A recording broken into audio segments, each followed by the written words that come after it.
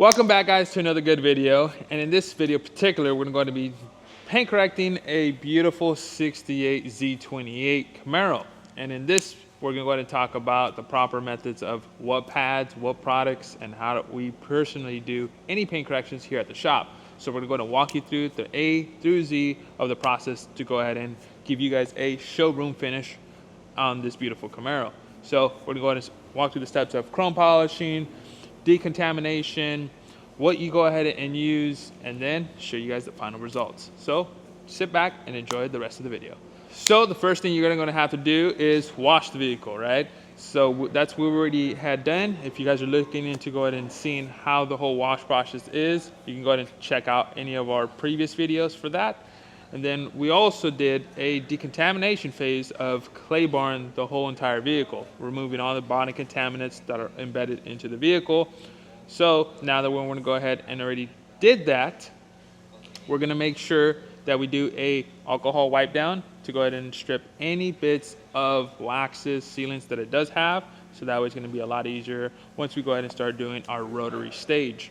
So now that we went ahead and prepped it all, we're going to go ahead and use some type of tape to go ahead and tape off any rubber gaskets. But this car, being a little older, doesn't have too much of the rubber gaskets. It's just more of the chromes and stuff like that. So you don't have to really worry about it too much. Aside from that, now we're going to go ahead and do a 3-stage paint correction. First, it's going to go ahead and be a rotary. Then the follow-up is going to be 2 dual action steps. And then once we're done with that, we're going to go ahead and follow up with a wax application for protection. There's going to be, on certain cars, you want to go ahead and use ceramic coatings. Certain cars, you want to go ahead and use sealants. And certain cars, you want to go ahead and use like a carnauba-based wax. So this car in particular, we want to go ahead and give it a warm glow. And it's going to go ahead and be stored indoors and not out. So I personally think a beautiful wax would be the perfect solution to go ahead and use for protection on this particular vehicle, because I think a wax would give it more of a more organic look rather than a ceramic coating. Now we can go ahead and put that on there, but for this vehicle we're not going to go ahead and do so. So we're going to go ahead and walk you through all the steps and hope you guys enjoy the rest of the video. So first and foremost, the first tool of attack, we're going to be using a rotary. So we're going to go ahead and use this. And then we're going to have to use a pad, a specific pad to go ahead and use for the paint. So join me over here. So now that we've got the perfect tool that we need, I know it can get very tricky on exactly what pads you need for the job. And we're going to go ahead and show you guys quickly right now the condition of this Z28. And that's going to go ahead and determine exactly what we need to go ahead and use. And right here, we're going to go ahead and use a rotary with a wool. This is a twisted wool. And I can go ahead and show you guys the different styles of wools. That, again, we can go ahead and start going back and forth on what would be for what. But in this case, we're going to go ahead and talk about the condition of the Z28 and what we're going to go ahead and use. So there's different styles. Personally, we're going to be using a twisted wool to go ahead and start attacking this job. And we're going to show you guys more and more about what we actually use. So all of this is going to be provided by Buff and Shine, and that's the company that we go ahead and use for all of our pad needs. So now that we got that, we're going to put it on our pad. And then now we're going to talk about what compound to use. So now when it comes down to compounds and polishes, it's going to go ahead and be another array of rabbit hole you can go down and knowing, hey, what do I use for this? What do I use for that? We're going to go ahead and simplify it, all right? What we personally use here at the shop. So the brand, The Last Cut, is personally something that I love. Stand by. Shout out to Jace Price, one of my good friends, and Oberk. So Oberk and The Last Cut are personally the stuff that we use here at the shop day in and day out. So when you go ahead and have a brand like these two in your arsenal, it's going to go ahead and make it super streamlined. They have a cut, they have a mid-step, and they have a polish. So to go ahead and break it down to you real quick, it's going to go ahead and be this right here to go ahead and start simplifying everything for you. They have cut, sole, and polish. This is their cut, this is their mid-step, and this is, of course, their polish. So right here today, we're going to go ahead and use all three and show you guys exactly how it works and how beautiful it's going to go ahead and leave the finish. And a good rule of thumb is if you have a fresh, brand new spanking pad, you're gonna have to use a lot more compound. You're gonna have to prime the surface first, because if not, it's gonna be very dry. It's gonna be very skippy. You're gonna start seeing it kind of jolting up a little bit. It's because the actual pad itself is too dry and needs to go ahead and be marinated in the actual compound. So right now we already pre-marinated. We spread it all the way around on a low speed setting, anywhere between 1 to 2. So that way go ahead and get in between the fibers. And now once that is all said and done, you go ahead and put, I would say, 3 to 4 pea-sized drops. You want to go ahead, and when you're doing rotaries, I typically do it the old-fashioned way and actually roll beads. Shout out to Shine Doctor. When you go ahead and do beads, it's a lot more of a controlled compound. When you start putting it on here on a rotary, it can splat a lot more easier. So when you're using rotary, it's a lot more of a tool that is not as common, but I definitely think every detailer should go ahead and know how to use a rotary, because this is the perfect way to go ahead and cut all this stuff down. If you're using a dual action with a microfiber or a wool pad, you're creating too much heat, too much friction, and with a rotary, it runs cooler and it cuts a lot more faster. So that's personally why I like to go ahead and use it and educate a lot of detailers on using the rotary and the power of it. So if you guys don't know, we're gonna go ahead and make another one specifically just about how to use proper tools. So stay tuned for that one, but more or less, we're going to start with this. So now that I've spread it out, we're gonna go ahead and just roll another bead and get into town. So just like that, small little bead, and we're gonna go ahead and start polishing. So again, if there's any plastics, any rubbers, anything that you don't want to go ahead and have compound in it, you want to go ahead and put some type of tape. You want to use some type of cover, so that way there's not compound splattered everywhere. Right here, same thing. We started off with the slow speed setting, then you go ahead and crank it up. Our typical setting where we stay anywhere between 3 to 5, depending on how sensitive the paint is or how aggressive we want to get to it. So I would say I'm gonna go ahead and stay in the ballpark about 4 speed setting, and then go ahead and see how it comes out.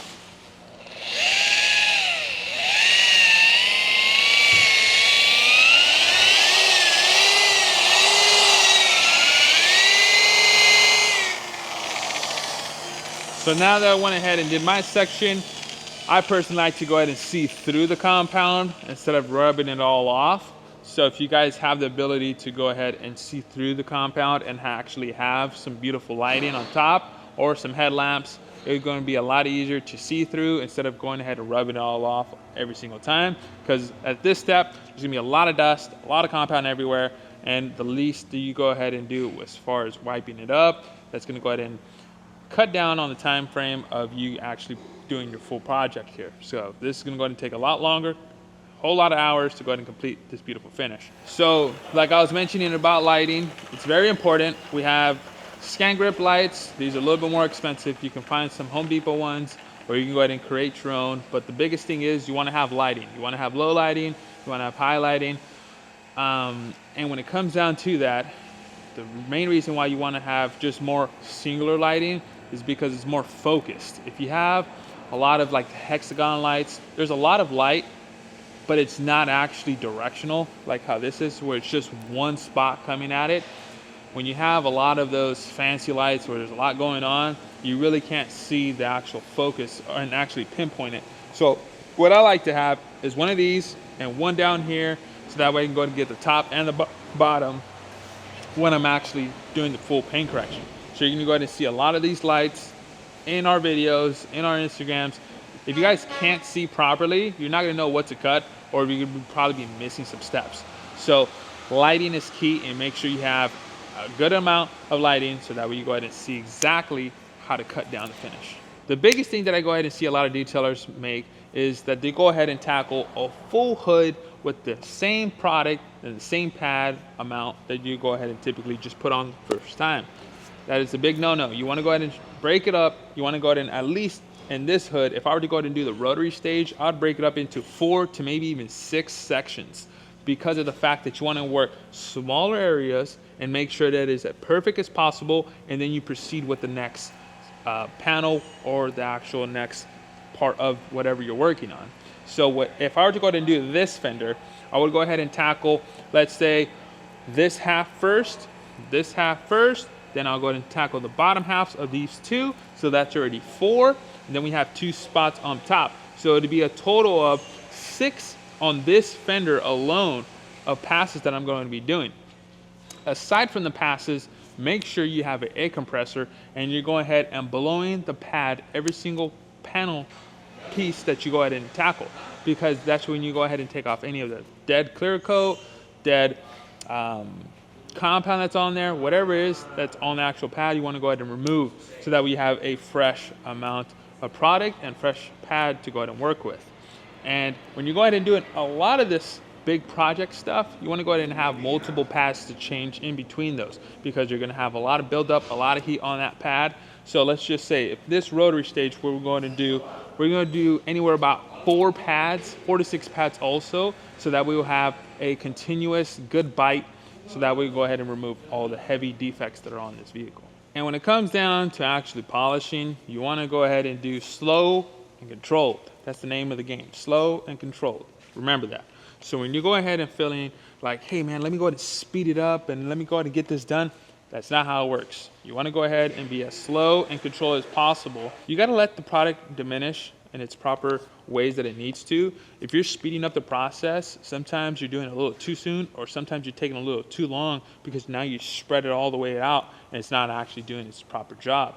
So when you're doing smaller sections and you're slow and controlled, you're going to achieve the perfect amount of shine, cut, everything that's going to go ahead and flow into your favor. So keep that in mind.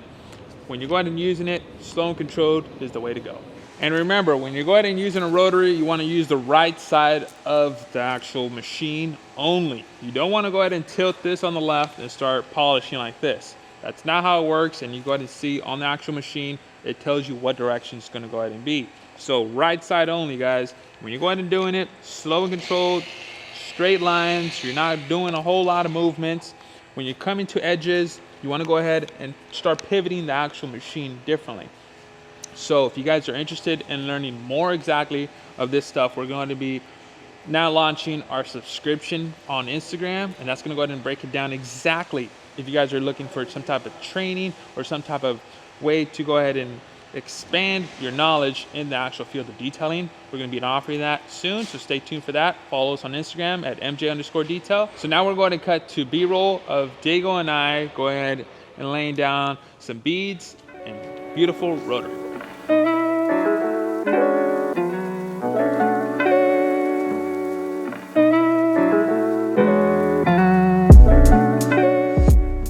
So now that we went ahead and did the majority of this on the rotary, I would say we're a little cooked, we're a little beat right now. So we're gonna go ahead and fast forward a quick demonstrational purpose on how on this fender we go ahead and follow up our 3 steps of what we're talking about. Aside from that, we do want to go ahead and mention we sent Diego to go get pizza today, right? And I told him, you know, get the Little Caesars one where it's not the circle, it's actually like a box, right? Deep dish pizza. Comes back and he gets his breadsticks and 2 boxes of breadsticks. So that was a little funny because we really didn't expect that. And aside from that, guys, I would say, at least definitely say, paint corrections are very time consuming. So if you need some time, just go home, take some sleep, and come the next following day. This car right here has been in a very bad situation where there's a lot of swirls, a lot of scratches. And granted, it's a jet black paint, jet black Chevy paint. So 1, it's super soft once it's already all corrected. And 2, you have to leave it as perfect as possible because there's still going to be little tiny scratches sometimes that are not going to be able to come out, and some of them you have to go ahead and wet sand. And today, granted, there's not too many that we have to take care of as far as deeper scratches. So what we're going to go ahead and follow up now is with our dual action polisher, and this is going to be with a blue edge guard foam pad. This right here is going to go ahead and be our follow-up from our rotary. We've tried it multiple times with our microfiber steps afterwards, and it does work. But right here, we're just trying to go ahead and mess with it a little bit and seeing if it actually is like a cheat code. and it actually removes a lot of those scratches, which it has been. So right now we're gonna go ahead and show you guys, this is all the rotary marks that it's left behind. We're gonna go ahead and do this combo with Oberk Soul. So we're gonna go ahead and put it on a speed setting 3 to 4, and then go to town. We're gonna take it off, and then once we're going to take it off, we're going to do a final third step to go ahead with the same DA, both the black pad and the polish. Same thing, a few 3 little size P drops, or you can do a little bit of 4. Keep in mind, this pad has been primed, but we're gonna put a little bit more just because it's been a little bit of a bigger surface that we're gonna work with. Again, this is not gonna be something where you have to go ahead and be like rotary, where it's a little bit smaller. With this stuff, you can go ahead and work a little bit of a bigger panel. So I'm gonna go and dab it up real quick. And then speed setting 4.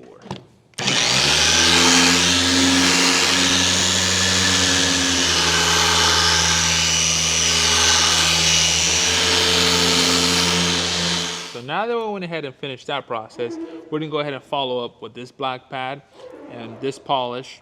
And we're going ahead and be using a edgeless towel to go ahead and remove all the compound. So keep in mind, if you guys don't have edgeless, you do run a little bit of a risk of having some type of scratches in the finish. So if you guys can, when you go ahead and do a lot of this polishing work, go ahead and have a edgeless towel. So now that we went ahead and used the polish, we're gonna go ahead and wax it with another wax pad, show you guys the final results. So our choice of wax is going to be Jescar Powerlock Plus. It's going to be a polymer sealant that I personally love.